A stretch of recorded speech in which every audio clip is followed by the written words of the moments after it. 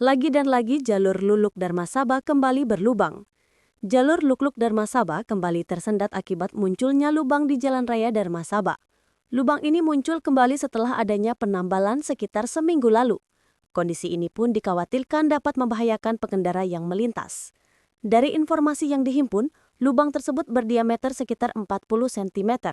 Saat ini, di lokasi telah dipasangi plang besar. Lubang tersebut diduga muncul akibat adanya kerusakan pada saluran irigasi di bawahnya. Kabid Bina Marga Dinas PUPR Badung I Gusti Ngurah Made Suardika saat dikonfirmasi pada Selasa 9 Desember tak menampik hal tersebut. Pihaknya mengaku jika saluran irigasi jebol di bawah jalan. PLT Kadis PUPR Badung Anak Agung Ramaputra juga mengakui hal tersebut. Ia menyebutkan terowongan di bawah jalan yang jebol, namun akan dilakukan perbaikan secepatnya.